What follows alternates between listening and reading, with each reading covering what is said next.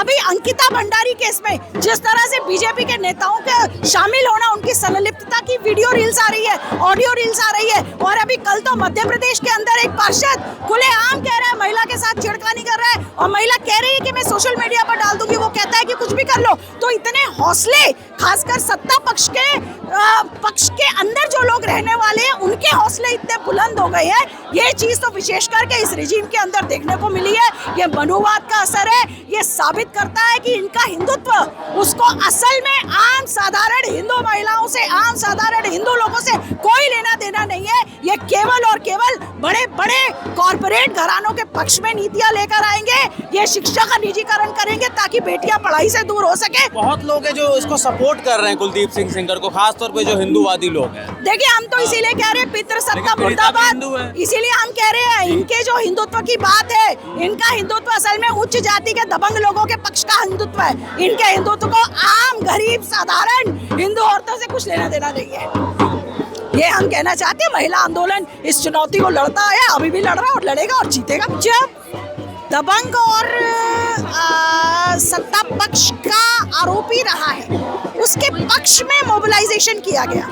ये हमने कथुआ में देखा, फॉरेस्ट मिनिस्टर रैली निकाल रहे हैं। ये हमने हाथरस में देखा कि दलित बच्ची का मर्डर हो गया, रेप हो गया, प्रशासन चुपचाप उसका जो है अंतिम संस्कार कर देता है, जातियों की गोलबंदी होने दी जाती है। और उसके बाद हमने सुप्रीम कोर्ट के मुख्य न्यायाधीश के ऊपर जब यौन उत्पीड़न के आरोप लगते हैं तो बीजेपी उनको जो है राज्यसभा का सांसद बना देती है। और अभी हाल ही में ब्रजभूषण शरण सिंह, जो महिला पहलवानों ने जिनके ऊपर आरोप लगाया, उनको किस तरह से पूरी तरह संरक्षण दिया गया। तो ये तो विशेष बात, ये मनुवाद की सरकार है। इस मनुवाद के सरकार के दौर में महिलाओं के लिए, और वो चाहे किसी धर्म की हो, ये हम देख रहे हैं कि हिंदू महिलाओं को भी न्याय के लिए इन तथाकथित हिंदू राष्ट्र के लोग जो हैं, जब जब हिंदू महिला को भी न्याय की जरूरत पड़ेगी, ये हिंदू रक्षक जो है महिलाओं के पक्ष में नहीं खड़े होंगे। ये बात हम बार बार इसको कहना चाहते हैं, और ये मनुवाद के पैरोकार हैं। और महिला आंदोलन के लिए ये चुनौती रही है, और ये पहली बार नहीं हो रहा है।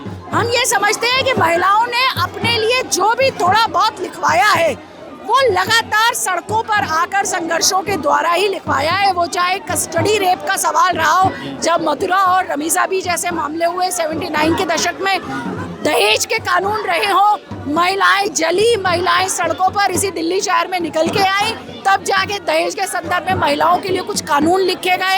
हम देख रहे हैं कि sexual harassment at work place, Bhanwari Bai, सातिन थी, राजस्थान सरकार का सरकारी प्रोजेक्ट में जाके वो काम कर रही थी। लैंडलॉर्ड के घर में, बतेरी गांव का लैंडलॉर्ड अपने घर में बाल विवाह करा रहा था। भवरी भाई ने विरोध किया उसका, और उसके बदले में उनके साथ बलात्कार किया गया, और बलात्कार के आरोपियों को रिहा कर दिया गया। तो ये तो, और उसके बाद जाके विशाखा जजमेंट आती है जो ये बताती है कि भाई हर कार्य क्षेत्र के ऊपर आईसीसी होगी, और उसके बाद में पॉश बना। तो हम तो ये बात कहना चाहते हैं कि जब जब महिलाओं को अपने पक्ष में थोड़ा सा भी कुछ कानून में लिखवाना पड़ता है, उसके लिए लड़ना पड़ता है, और उस कानून में जो लिखवाया गया है उसको लागू कराने के लिए उससे भी लंबी लड़ाई लड़नी पड़ती है। ये बार बार आंदोलनों के द्वारा साबित हो रहा है, और ये मौजूदा सरकार के राज में तो ये और ज्यादा साबित हो रहा है, क्योंकि इस दौर में तो एक नई चुनौती जो खड़ी हुई है कि आरोपियों के पक्ष में जिस तरह की गोलबंदियां होती है, महिलाओं को जिस तरह से छोड़ दिया जाता है, थोड़ा सा न्याय लेने के लिए भी सड़कों पर बार बार निकलना पड़ता है, क्योंकि आरोपियों के पक्ष में, दोषियों के पक्ष में गोलबंदी बहुत ज्यादा तीव्र हो जाती है। तो कोई बात नहीं, महिला आंदोलन इस चुनौती को लगातार स्वीकार करता है, इस बार फिर से स्वीकार कर रहा है, और जितना भी हमने हासिल किया है, ये वाला मामला है, चाहे कथुआ वाला मामला था, चाहे हाथरस का मामला था, इसी तरह से इसी जंतर मंतर पर औरतें सड़कों पर निकली है। बिल्किस बानो के केस में भी हमने देखा कि आरोपियों को छोड़ दिया गया, सुप्रीम कोर्ट को फैसिलिटेट किया गया, उनको जो है उनको फूल मालाएं पहनाई गई। बीएचयू रेप केस में उनको फूल मालाएं पहनाई गई। तो दिल्ली लद्दाख से मेरा ताल्लुक है जी, और हम ये देख रहे हैं कि एक तो जिस तरीके से प्रोटेस्ट करने नहीं दिया जा रहा है, अपनी बात रखने नहीं दी जा रही है, ये बहुत बड़ी अनफॉर्चुनेट बात है। एक ऐसे दौर में जहाँ जब इस देश के अंदर रेपिस्टों को छोड़ा जा रहा है, बेल दिया जा रहा है, उनके लिए अदालत के दरवाजे जो है बहुत नरम गोशा अदालत का रहता है, तो ये बड़ी अनफॉर्चुनेट बात है। दूसरी तरफ देखें स्कॉलर्स को, डिसेंटर्स को, इनोवेटर्स को किस तरह जेलों में बंद कर दिया गया है। मैं जिस जगह से ताल्लुक़ है मेरा, लद्दाख से, सोनम वांगचुक पिछले 90 दिन से बंद है, और उसके अलावा जो हमारे डिटेनीस हैं वो भी बंद है। तो आप प्रियोरिटीज़ भी देख सकते हैं सरकार की क्या प्रियोरिटीज़ है। जहाँ डिसेंटर्स को जो है आप पाबंद सलासिल करते हैं, बंद किया जाता है, जेल भेजा जाता है, और रेप एक्यूज्ड लोगों को सम्मान दिया जा रहा है इस देश में, मुख्तलिफ जगहों में हम देख रहे हैं, और उनको बेल पे रिहा कर दिया जाता है।